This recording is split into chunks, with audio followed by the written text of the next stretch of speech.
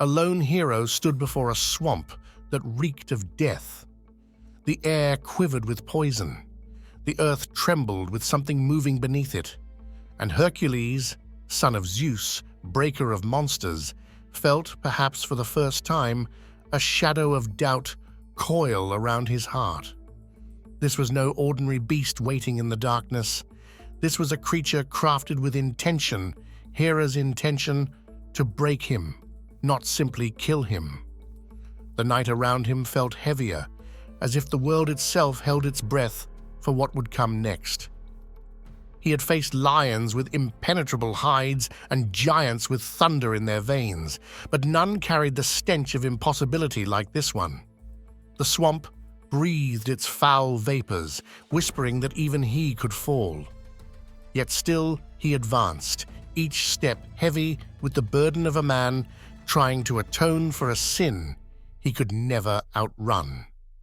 Every labor he faced felt like a stone added to the mountain he carried inside. But he carried it because there was no other path forward. Hera's hatred had stalked him since the cradle, sending serpents to kill him before he could even speak.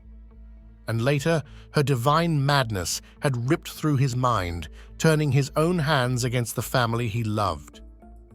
The memory of that night still lived behind his eyes, flashes of horror, regret, and a silence that would never fully lift. To wash away that horror, he had submitted to the 12 labors, not for glory, not for Zeus, but to feel human again. This journey to slay the Hydra was his second trial, a punishment crafted by a goddess who wanted him broken, humiliated, erased. Hera had nurtured the creature herself, raising it from spawn into a weapon meant only for him. A serpent born of Typhon and Echidna, monsters older than storms, older than kings. Hercules knew instantly that this labor was not meant to test him. It was meant to end him. The Hydra was placed at the mouth of a swamp, believed to touch the edges of the underworld itself. As Hercules approached Lerna with his young nephew Iolaus beside him, the world turned pale and sick. Trees sagged, their bark split like open wounds. Ponds festered. Even insects avoided the air. The swamp was a graveyard where the earth had given up trying to live. In the ruins of a ghost village, a lone survivor whispered the stories, how the Hydra emerged at night, devouring livestock, snatching families, dragging them screaming into the marsh. None returned. Silence became the monster's signature. Iolaus shivered, but stayed. Loyalty had carved him into a companion worthy of legends. Tonight, bravery would ask more of him than he had ever imagined. When they reached the cave at the heart of the swamp, Hercules did not rush in. He fired flaming arrows into the darkness, lighting the way for death itself. For a moment, there was no response, only the echo of crackling fire. Then the hillside trembled, and a chilling, wet sound rose from the depths, ancient, hungry, aware. And the Hydra emerged. At least 9 heads writhed upon long serpent necks, swaying like a forest caught in a storm. Eyes glowed an unnatural green. Venom dripped, killing plants at its feet. Its breath curdled the air. Hercules had seen monsters before, but never one that felt so deliberately unnatural, so perfectly designed to torment him. Hercules gripped his club. This was what he was born for. With a roar that split the swamp, he charged. The club cracked through the first head, shattering bone, splattering black blood. A second head fell, then a third. For a heartbeat, he felt the familiar surge of victory. But victory was an illusion.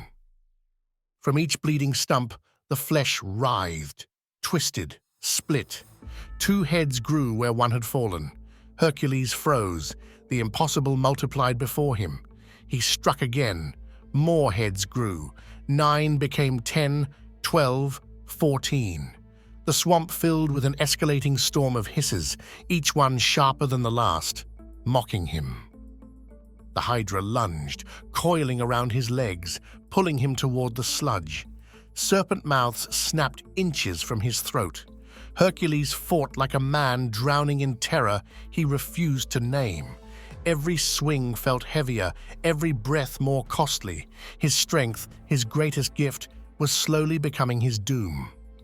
High above, Hera watched with quiet delight, but she was not finished. From the swamp rose another creature, a colossal crab, Carcinus, sent to cripple him. It clamped its pincer around Hercules' ankle with bone-crushing force. Pain exploded through him. His stance buckled. The Hydra sensed weakness. A serpent head lunged, nearly tearing out his throat. With a roar fueled by pain and fury, Hercules crushed the crab beneath his heel. Shell fragments scattered. But victory came at a price. His leg burned, his chest heaved.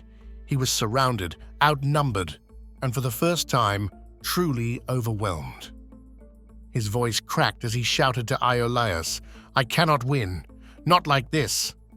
The boy saw the truth. Each wound birthed new horrors. And then inspiration struck him like a spark in the dark. "Burn the necks," he cried. "Cauterize the wounds. Stop the regrowth." In that moment, the fate of the battle shifted. Fire, not force. It was the only path forward. Without hesitation, Iolaus lit torches from a burning grove, his hands trembling but determined. Hercules attacked again, shattering another head. Black blood sprayed.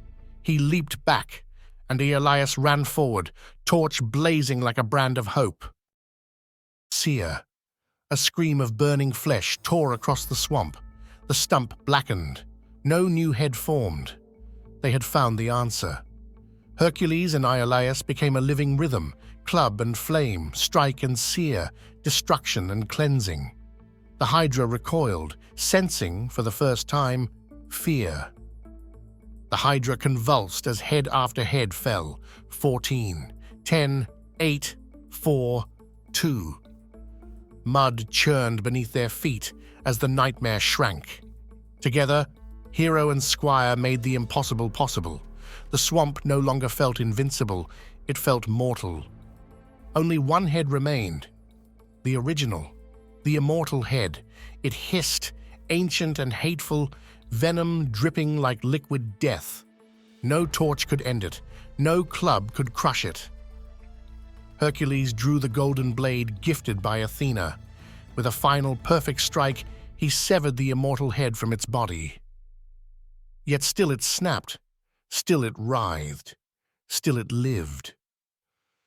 Hercules buried the immortal head beneath a massive stone, sealing it away forever. The Hydra's colossal body collapsed. Silence poured through the swamp. Hercules dipped his arrows into the creature's black blood, claiming its venom, unaware that destiny would one day turn that choice against him. Hera placed Hydra and Crab in the stars, furious at her defeat. Eurystheus refused to count the labor. But none of that mattered. Hercules had survived a trial strength alone could not conquer. The Hydra became a symbol of multiplying problems, stubborn struggles, and the need for wisdom beyond brute force. It taught that not all monsters fall to strength. Some fall to strategy. Some fall to fire. Some fall because we dare to trust another when we cannot stand alone. If this legend stirred something within you, journey with us again. Like, share, and subscribe to keep these ancient myths alive, and to uncover the next tale the world tried to forget.